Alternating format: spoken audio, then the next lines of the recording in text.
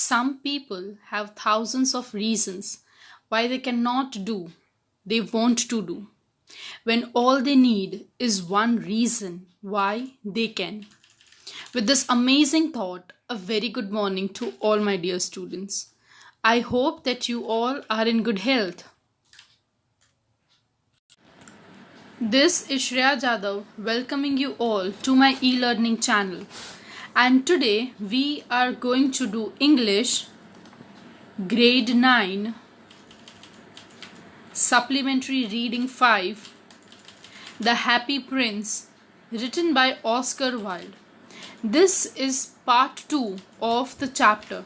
In the previous video lecture we have gone through the first part of the chapter. Today we shall proceed with the remaining part of the chapter with reading an explanation of it. But before starting it, let us know something about the author.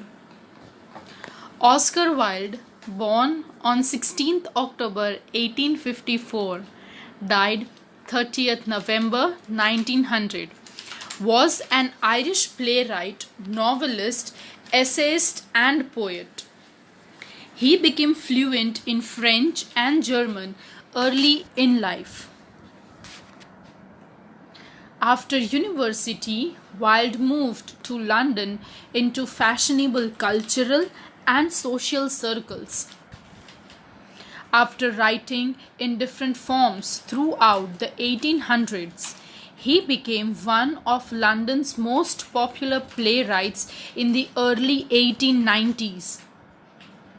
At the turn of 1890s, he refined his ideas about the supremacy of art in a series of dialogues and essays, and incorporated themes of descendants, duplicacy, and beauty into its only novel, The Picture of Dorian Gray, written in the year 1890.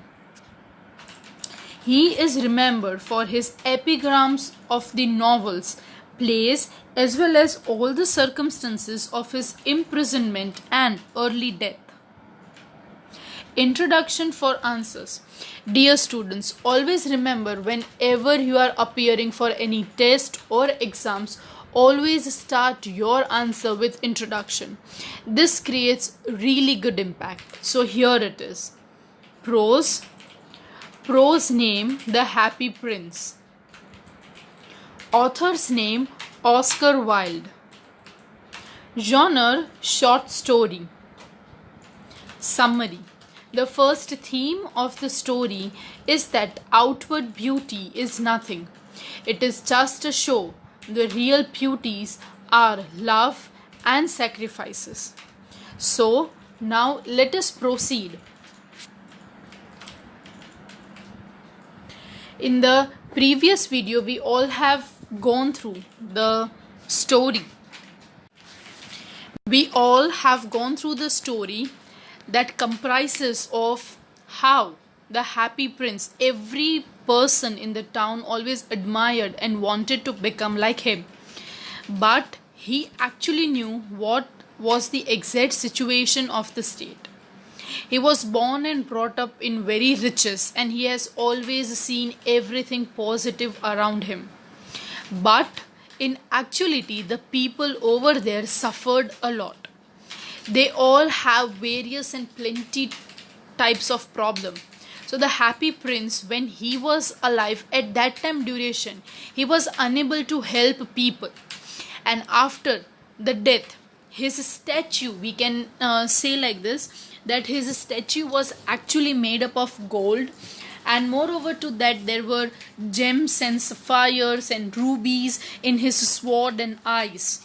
But just now in the present time, in the story also, he was, we can say, adjoined to the pedestal. So it was very difficult for him to move and help people when he actually came to know that what suffering they all felt. Now in the story, there comes a bird who is a swallow or swallow, whatever you spell.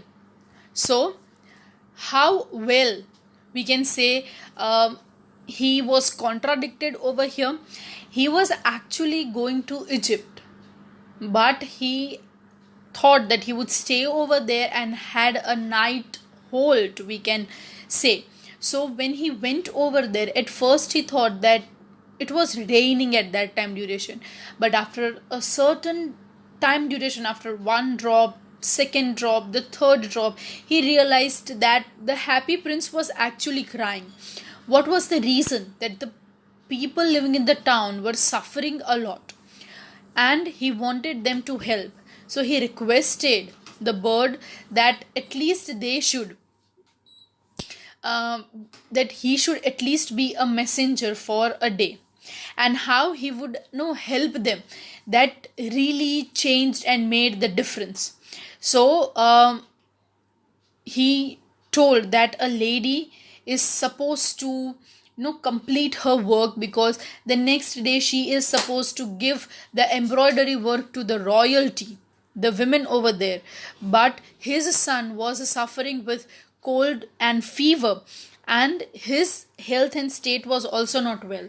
Moreover to that, he was asking for oranges, but the mother didn't had a single penny even to buy the fruits for him.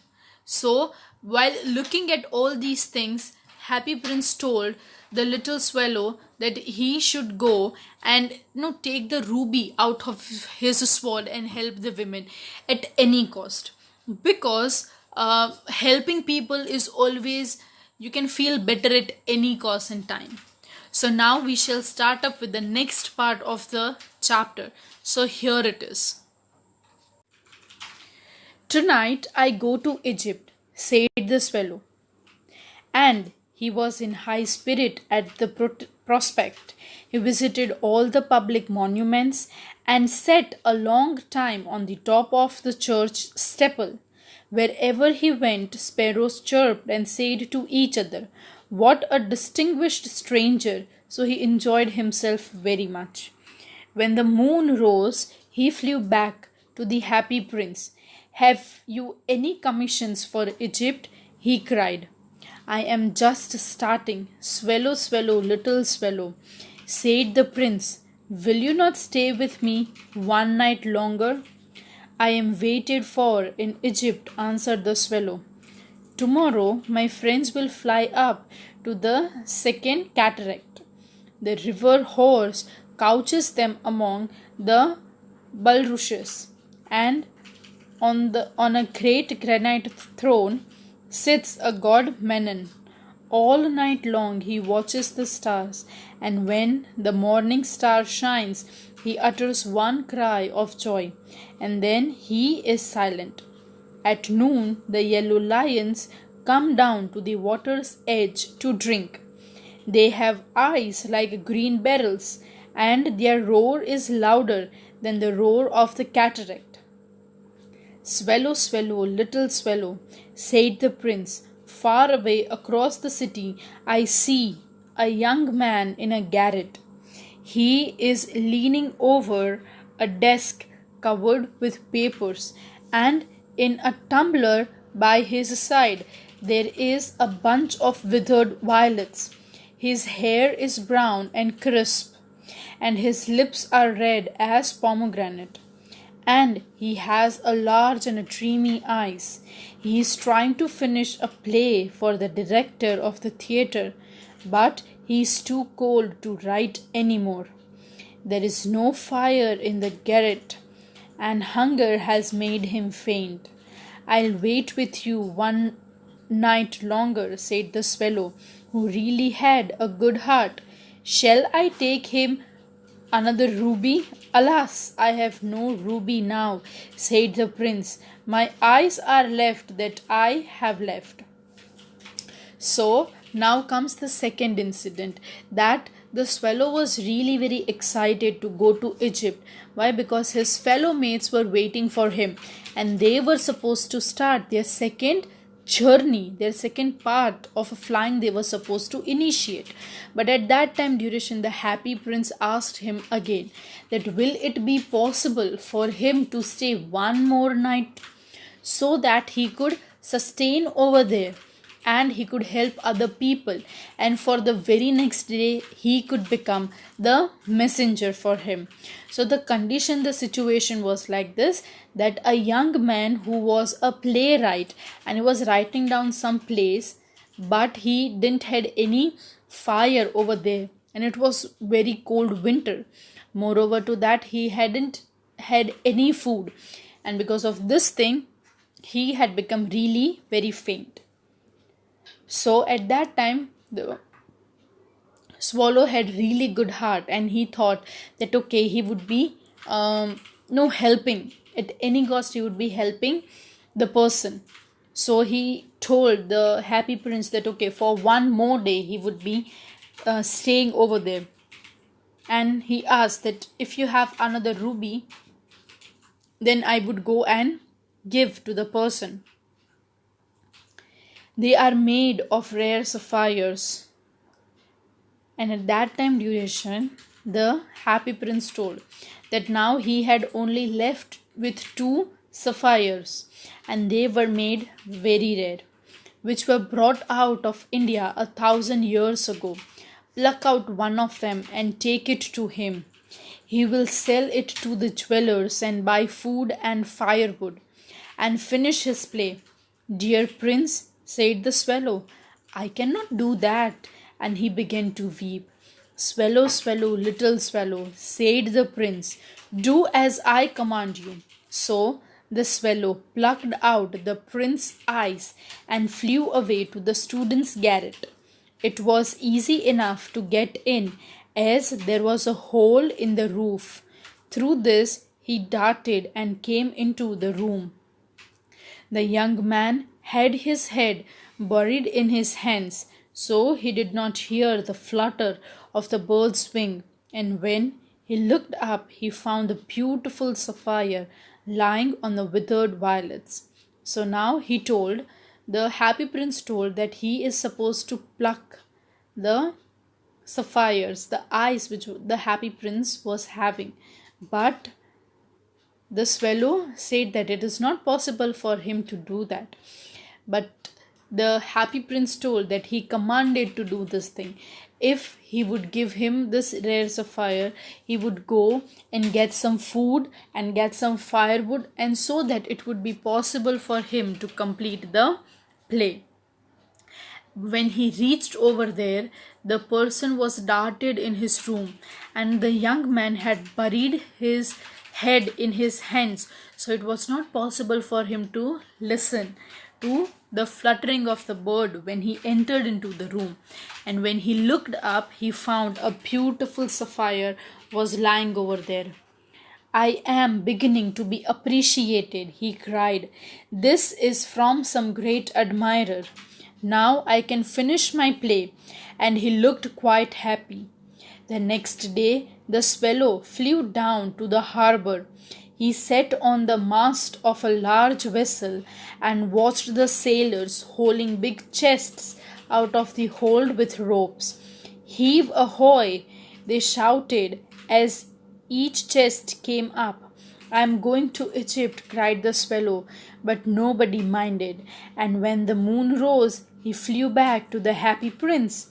I am come to bid you goodbye, he cried. So now eventually what happened? Happy Prince as well as Swallow were appreciated for the work they were actually doing. And we can say the admirer, the writer, the playwright thought that he was being appreciated for the work he was doing. So now it was possible for him to complete his play. So the very next day, Swallow went down to the harbor. He sat on the mast and watched the sailors hauling with the big chests out of the hold with ropes. And he loudly said that hoy, he was now going to Egypt. And that cry was made by Swallow. And then the moon rose, nightfall, and at that time duration he came to the happy prince to bid him goodbye.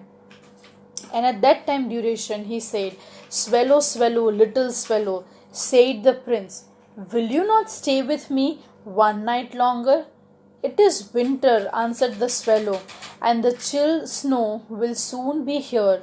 In Egypt, the sun is warm on the green palm trees, and the crocodiles lie in the mud and look lazily about them.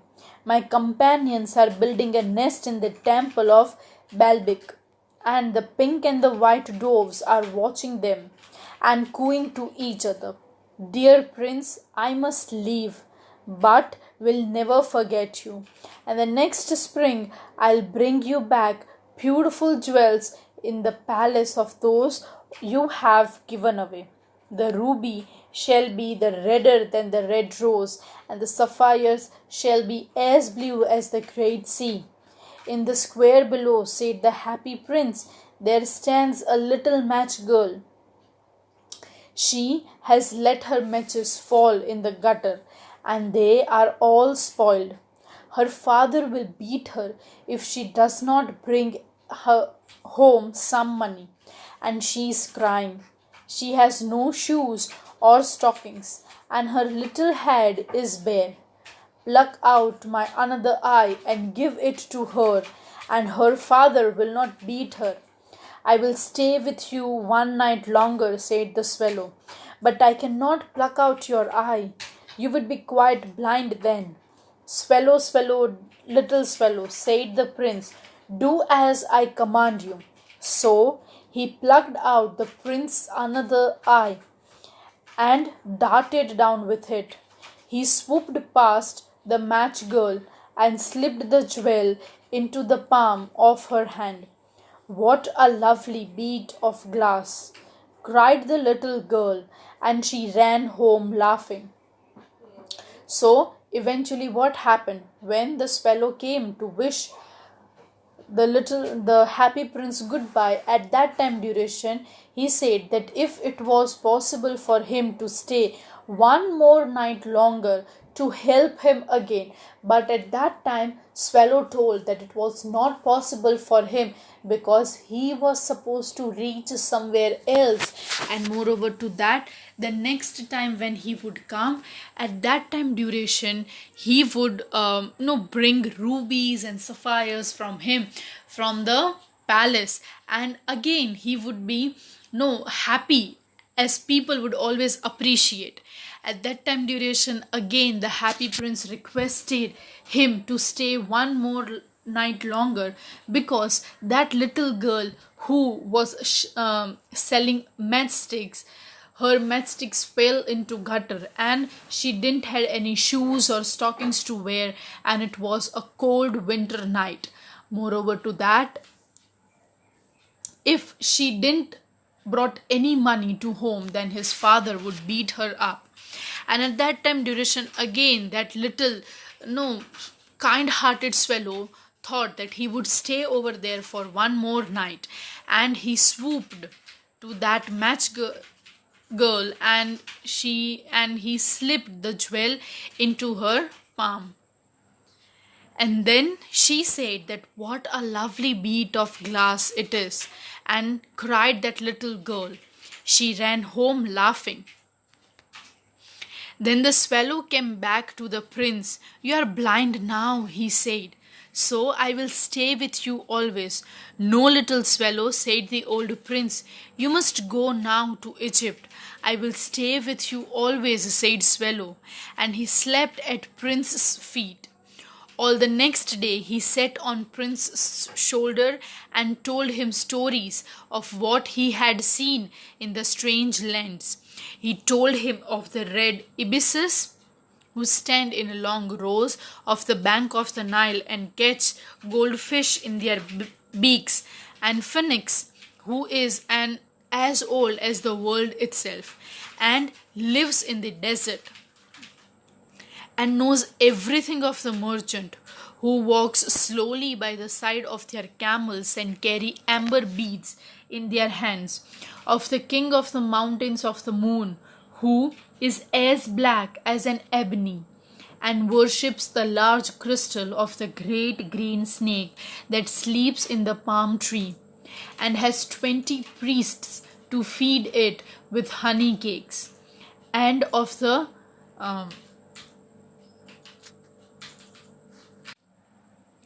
who sail over a big lake on a large flat leaves and are always at war with the butterflies. So now eventually what happened when the swallow returned at that time duration, he saw that this little no happy prince was not happy anymore. He has lost his sapphire, he has lost his ruby, and now moreover to that he was, we can say,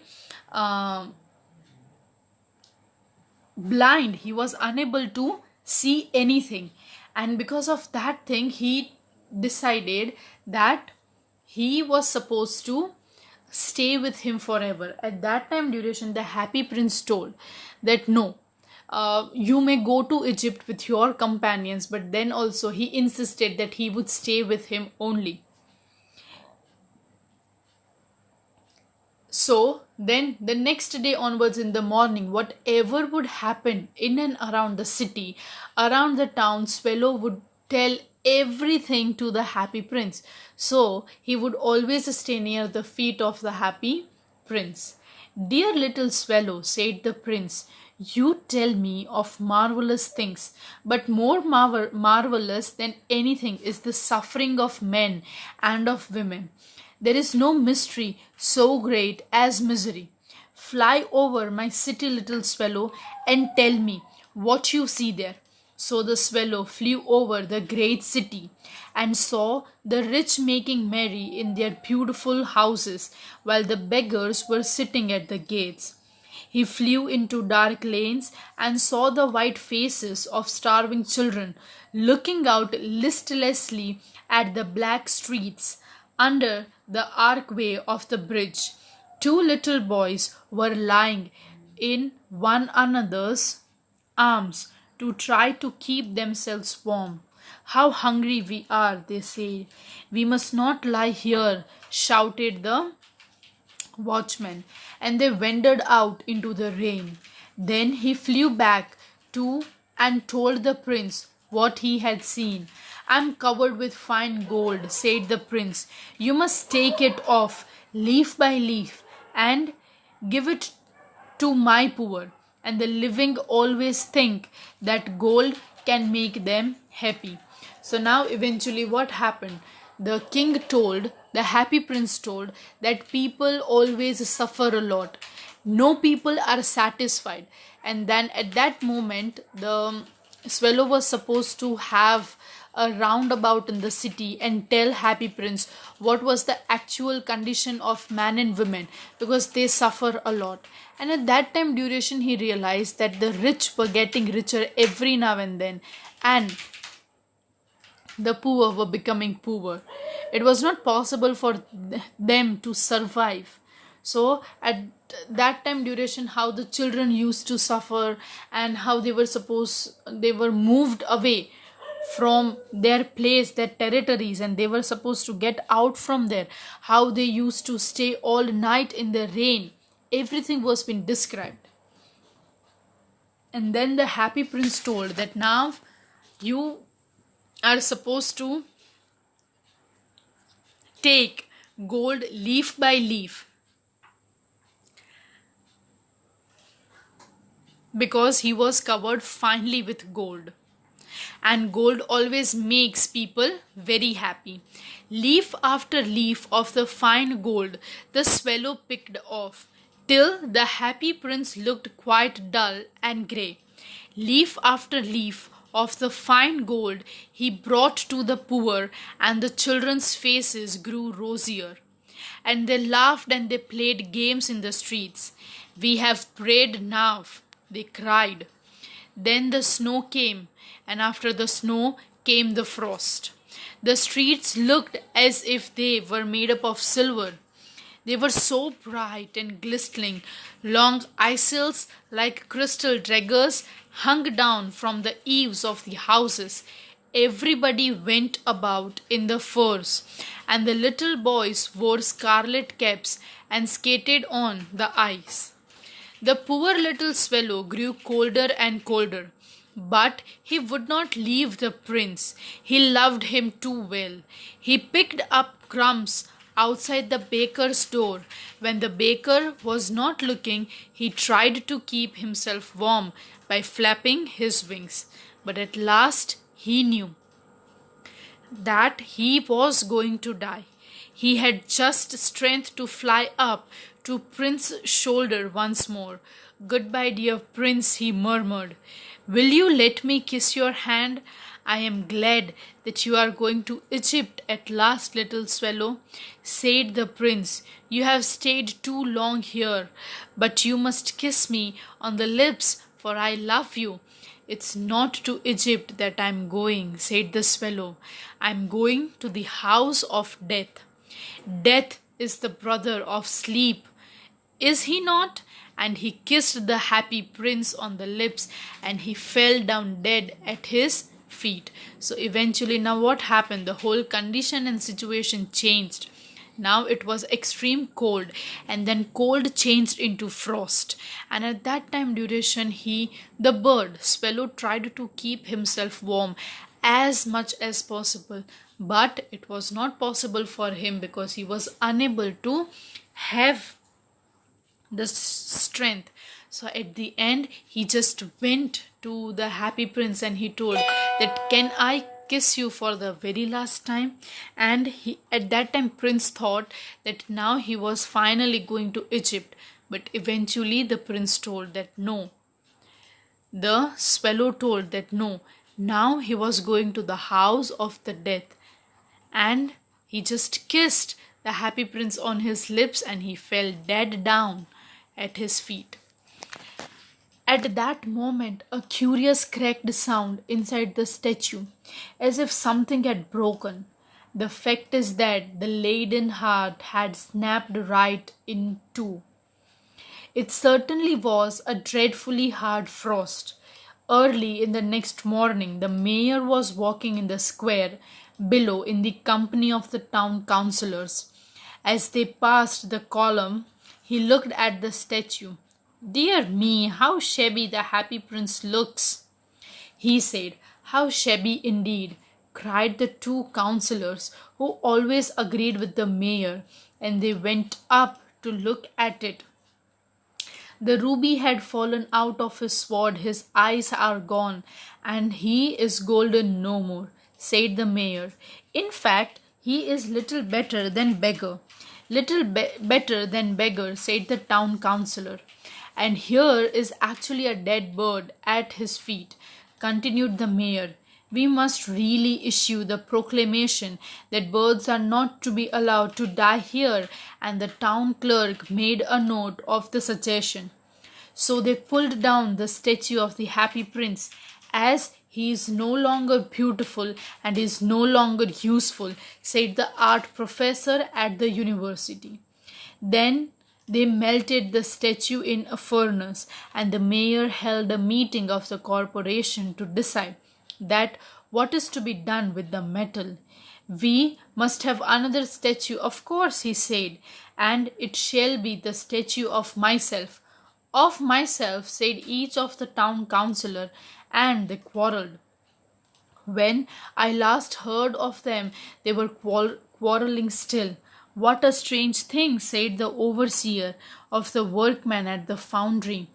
"This broken lead heart will not melt in furnace. We must throw it away." So they threw it on the dust heap where the dead swallow was lying. "Bring me to the most precious things in the city," said the god to one of his angels, and the angels brought him the laden heart and the dead bird. "You have rightly chosen," said God, "for in my garden of paradise this little bird shall sing for evermore, and in my city of the gold the happy prince shall praise thee." So at the end, what happens? That the bird died, and the next day when the mayor came with the councillors over there, now the happy prince was no longer golden. He looked very dull and grey. So the mayor decided that we will put down this statue, and he would keep his statue in the city. And everyone quarreled that metal was also melted, but the the foremen, the workers over there who were working in foundry, they told that this heart cannot be melted and it is useless. So they threw it in the dust heap where the dead swallow was also lying. And at that time, the God told one of his angels to bring two most precious things in the city. And the angel chose the two most precious things, and the angel brought it to God. And it was the dead swallow and the heart of the happy prince. So the God was really very happy and appreciated that they have chosen the right one, and they both can stay over here in the garden of paradise, where this little bird would sing forever, and in the city of paradise this gold and happy prince shall ever praise the Lord. So this is all about the chapter. Thank you for watching. I hope that every one of you have understood the chapter, how beautiful the story suffice, that we are always supposed to help others, no doubt whatever the condition and situation may be. Goodbye everyone, and have a nice day. Thank you for watching.